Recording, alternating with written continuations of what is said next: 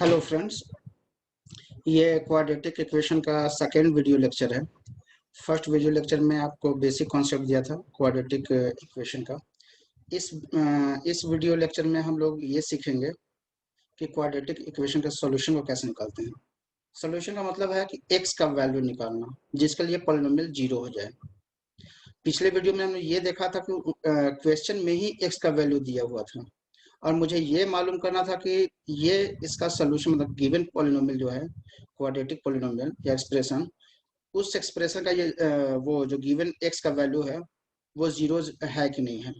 लेकिन इसमें उल्टा है। इस केस में क्या है कि आपको पॉलिनोमियल दिया हुआ रहेगा और आपका एक्स का वैल्यू जो वेरिएबल है एक्स का वैल्यू निकालना होगा। ठीक है, और एक्स का वैल्यू निकालना होगा कि क्वाड्रेटिक पॉलिनोमियल जीरो बन जाए। ठीक है, इसलिए इसका नाम पड़ा सॉल्यूशन ऑफ क्वाड्रेटिक इक्वेशन। ठीक है, चलिए स्टार्ट करते हैं। तो क्वाड्रेटिक इक्वेशन का सॉल्यूशन निकालने का थ्री मेथड है।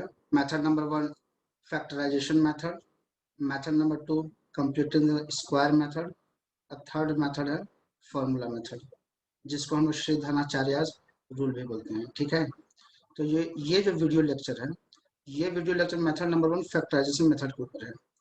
एक बात और, अगर आपको बोर्ड के एग्जाम में जब तक कि उन्होंने कोई मेथड का नाम नहीं लिया हो, आप इन तीनों मेथड में से कोई भी मेथड से आप सोल्यूशन निकाल सकते। ठीक है, लेकिन अगर उन्होंने ये बोल दिया कि आपको सोल्यूशन क्वाड्रेटिक इक्वेशन दिया हुआ है, उसका सोल्यूशन निकालना है और वो भी फैक्टराइजेशन मेथड से, तो फिर आपको फैक्टराइजेशन मेथड ही करना होगा। ठीक है, तो जब तक कि क्वेश्चन में ये मेंशन नहीं है कौन सा मेथड लगाना है, आप फ्री हो, आप कोई भी मेथड लगा सकते हो। लेकिन अगर एक बार क्वेश्चन में आप एक बार उन्होंने मेंशन कर दिया कौन सा मेथड लगाना है, तो फिर आपको वही मेथड यूज करना होगा। ठीक है, तो ये वीडियो लेक्चर मैं फैक्टराइजेशन मेथड के ऊपर लूंगा। ठीक है, चलिए स्टार्ट करते हैं। तो मेथड नंबर वन की बात करते हैं, solution of quadratic equation by factorisation method. अब देखिए, अगर मैं आपसे पूछूं कि क्वाड्रेटिक इक्वेशन का जनरल फॉर्मेट क्या होता है, जनरल स्ट्रक्चर क्या होता है, आप क्या बोलेगा? X square plus b x plus c. ये तो क्वाड्रेटिक पॉलिनोमियल है। ठीक है, अगर इसको इक्वल्स जीरो कर दे तो इक्वेशन में चेंज हो गया। ठीक है, मैंने पिछले लेक्चर में ये सिखाया था। अब देखिए, जब फैक्टराइजेशन मेथड को यूज करना है तो कैसे यूज करना है। Step number one, step number one में आप एक्स स्क्वायर का कोएफिशिएंट और कांस्टेंट कोएफिशिएंट इन दोनों को मल्टीप्लाई कीजिए। फिर से, एक्चुअली कांस्टेंट तो सारा है, ए भी कांस्टेंट है, बी भी कांस्टेंट, सी भी कांस्टेंट है। मैं उस कॉन्टेक्स्ट में नहीं बोल रहा हूँ, मैं एक्स जो वेरिएबल है उसके कांस्टेंट में बोलना चाहता हूँ। तो a x square plus b x plus c में आप क्या कीजिए कि स्टेप नंबर वन में एक्स स्क्वायर का कोएफिशिएंट और कांस्टेंट टर्म सी को मल्टीप्लाई कीजिए। मल्टीप्लाई करने के बाद क्या आएगा? A c with sign plus हो माइनस हो विथ साइन। शायद आपको अभी थोड़ा समझने में प्रॉब्लम हो रहा होगा, जब मैं क्वेश्चन लूंगा ना तब बहुत अच्छे से आपको समझ में आएगा। ठीक है, स्टेप नंबर टू, अब जो भी स्टेप नंबर वन में आया है एसी आया, मान लीजिए मल्टीप्लीकेशन एसी आया है, अब इसको आप फैक्टराइज कीजिए।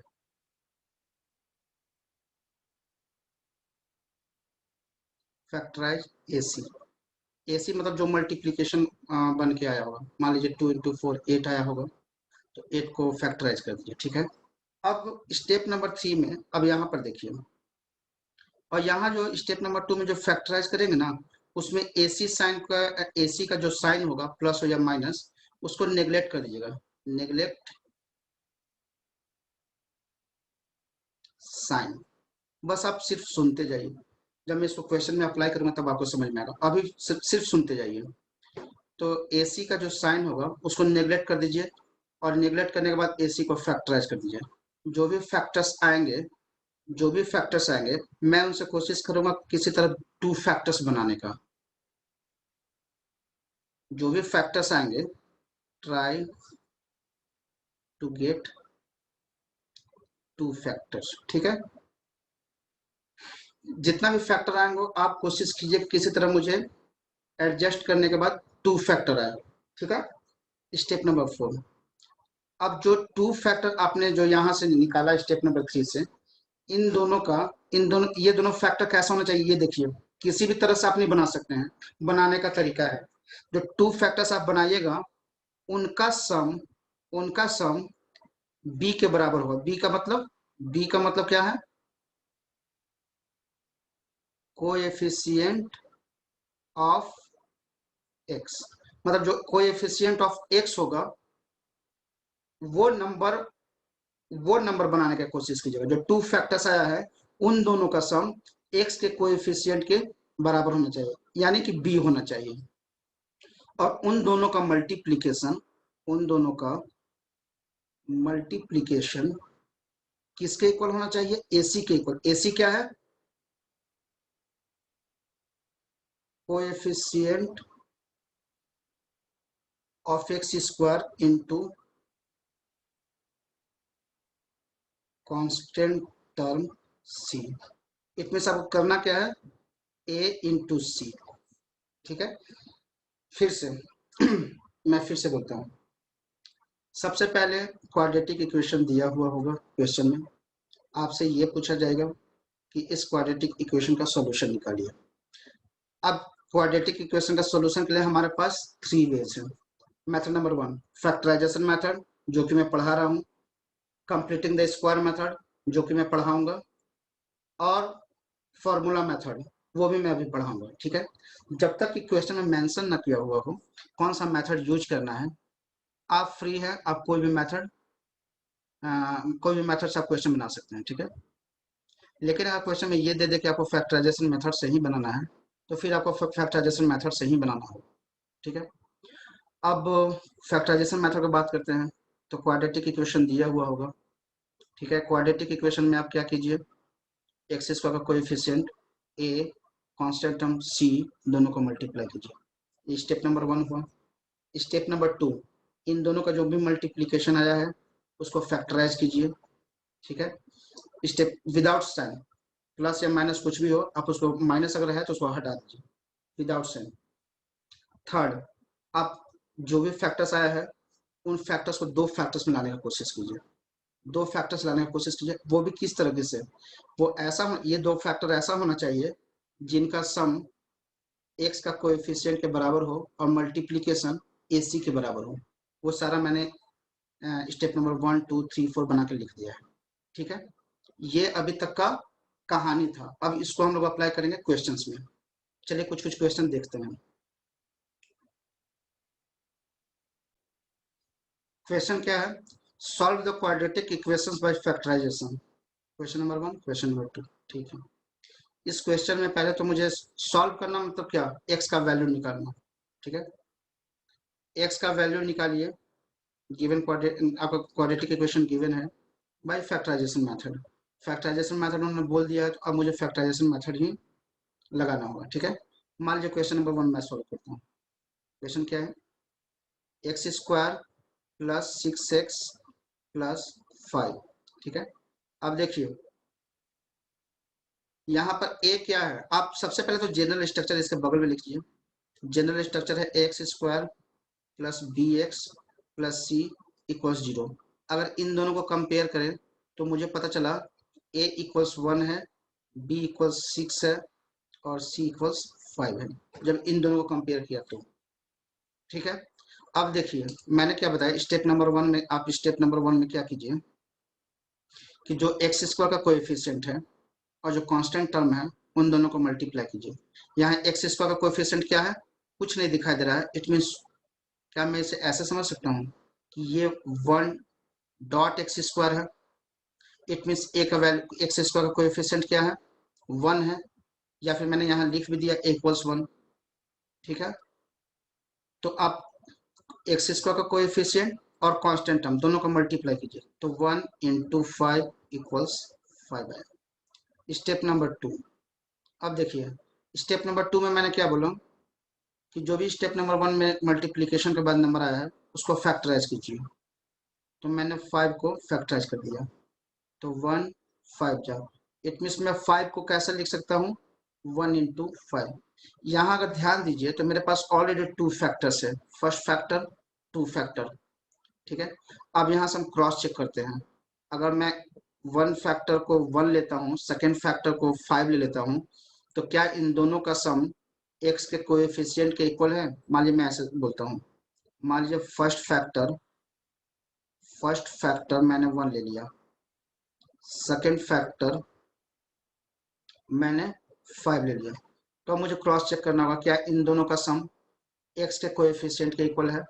तो 1 + 5 6 है, और यहाँ x का कोएफिशिएंट क्या है? x का कोएफिशिएंट भी 6 है। ठीक है। क्या इन दोनों का मल्टीप्लीकेशन एक्स स्क्वायर का कोएफिशिएंट और कांस्टेंट टर्म के इक्वल है? तो 1 और 5 का मल्टीप्लीकेशन 5 होता है, एक्स स्क्वायर का कोएफिशिएंट 1 है, कांस्टेंट टर्म 5 है, 1 × 5 5 होता है, मतलब यही दोनों फैक्टर मिले। ठीक है। अब यहाँ ध्यान दीजिएगा, एक बार जब फैक्टर मुझे मिल गया तो कैसे लिखना है? मैं अपना क्वाड्रेटिक इक्वेशन कैसे लिखूंगा? मैं ऐसे लिखूंगा x², मैं 6x को अब ऐसे लिखूंगा, पहला क्या आया था 1, तो 1 × x, तो x, सेकंड क्या आया था 5, तो 5 × x, 5x + 5 = 0। First to term देखिए, उन दोनों से जो कॉमन है उसको निकालने का कोशिश कीजिए। साफ साफ पता चला कि x कॉमन है, मैंने x बाहर निकाला, x बाहर निकाला तो ब्रैकेट में क्या बचा? x + 1। ठीक है। अब जो ब्रैकेट टर्म लिखा है पहले उसी को यहाँ पर लिखिए, थोड़ा सा स्पेस देके, x + 1। ठीक है।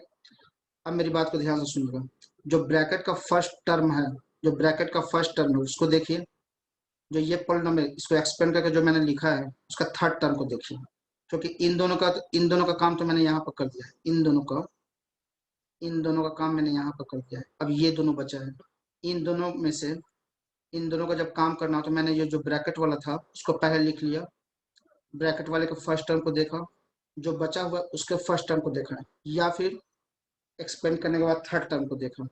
बस इसको देखिए और इसको x को देखिए, इन दोनों को सेम बनाने की कोशिश कीजिए। तो मैं x में ऐसा क्या से मल्टीप्लाई करूं कि 5x बन जाए? क्या मैं यहाँ +5 लिख सकता हूँ? हाँ, लिख सकता हूँ।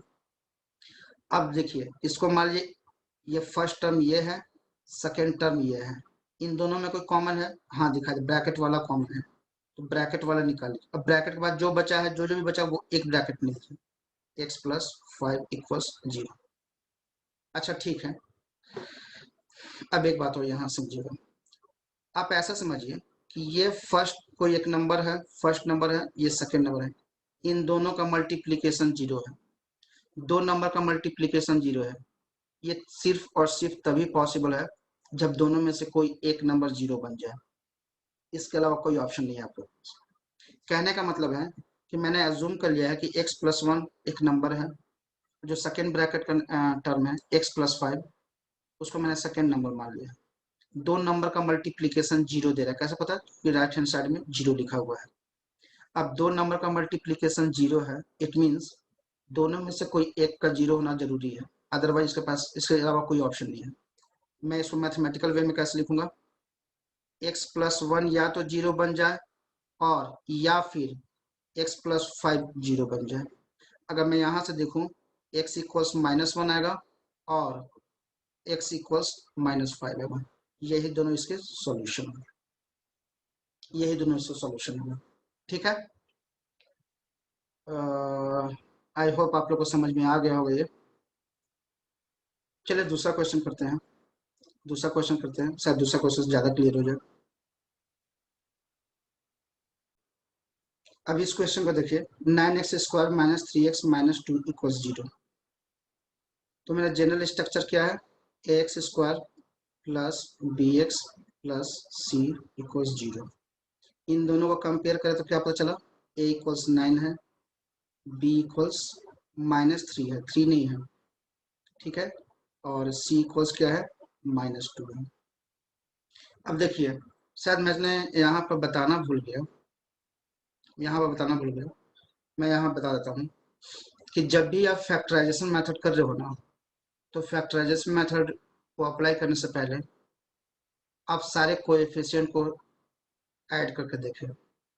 अगर उनका सम 0 के इक्वल आ रहा है, इट मीन्स एक बात पक्का है कि x = 1 उसका सोल्यूशन होगा।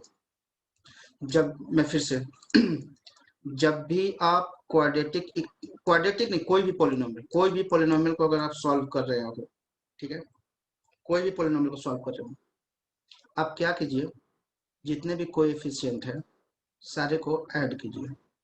अगर उनका सम 0 आ जाता है, x इक्वल्स 1 उसका सॉल्यूशन होगा, ये बात पक्का है। मैं नोट कर दे रहा हूँ, या फिर इस क्वेश्चन के बाद, या फिर मैं नोट कर देता हूँ। जब भी कोई भी पोलिनोमियल को फैक्टराइजेशन मेथड से सॉल्व कर रहे हैं, तो सबसे पहले आप क्या कीजिए कि सारे कोएफिशिएंट को ऐड कीजिए।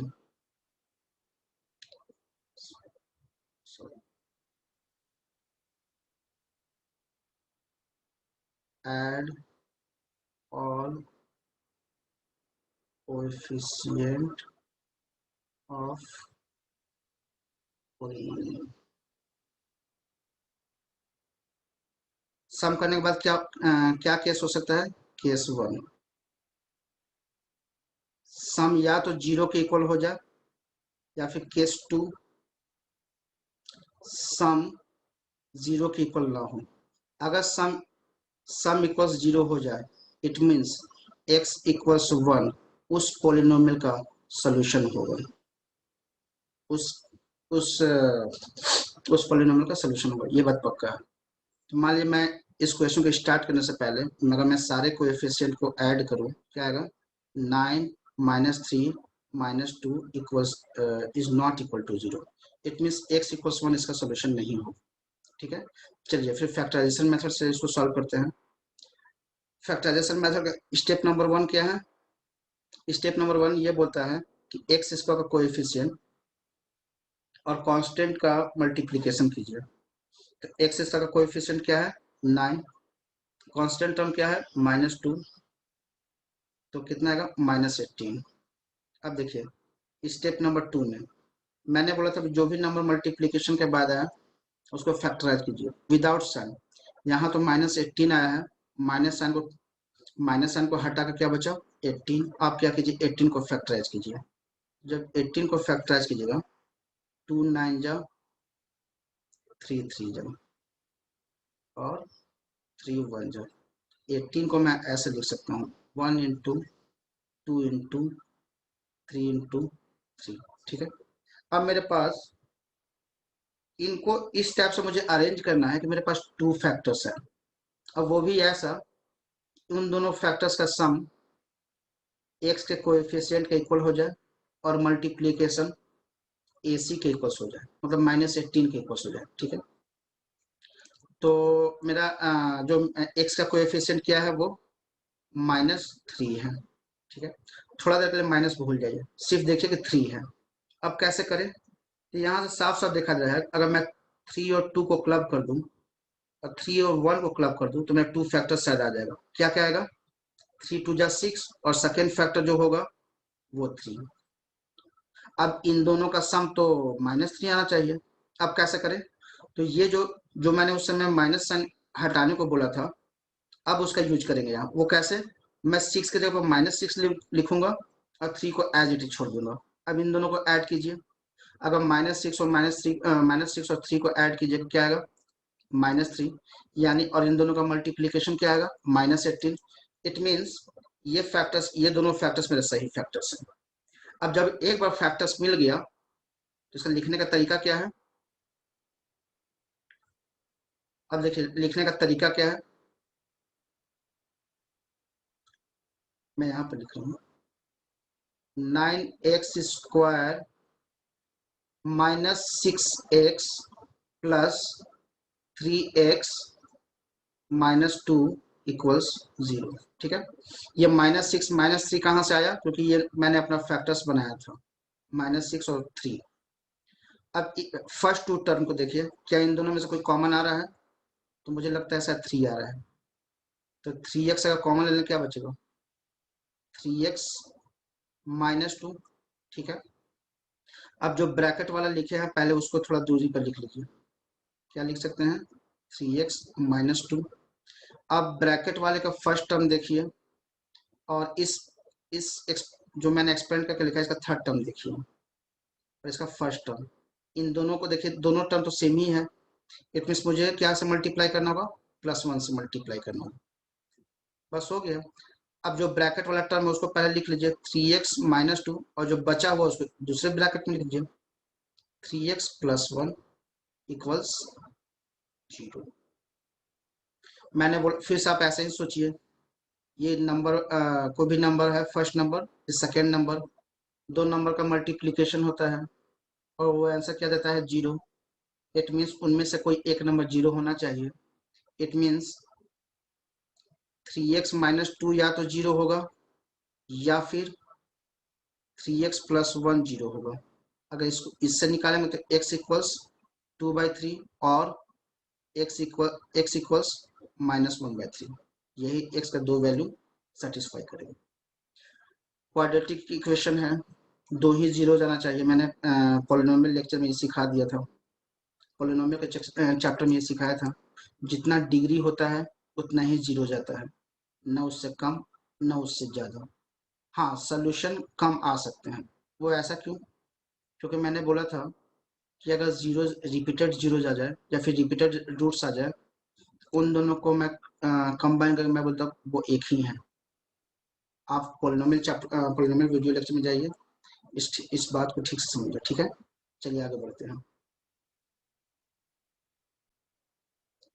अब इस क्वेश्चन को देखिए, x² - 8x + 16। सबसे पहले तो जनरल स्ट्रक्चर लिखिए। हर एक क्वेश्चन में मैं जैसे कर रहा हूँ आप भी वैसे कीजिए, सॉल्यूशन आ जाएगा। मैं जैसे कर रहा हूँ बस आप भी वैसे कीजिए। सबसे पहले मैंने इसका जनरल स्ट्रक्चर लिखा और अब इन दोनों को कंपेयर किया। मुझे क्या मालूम चला, a का वैल्यू 1 है, b का वैल्यू -8 है, c का वैल्यू 16 है।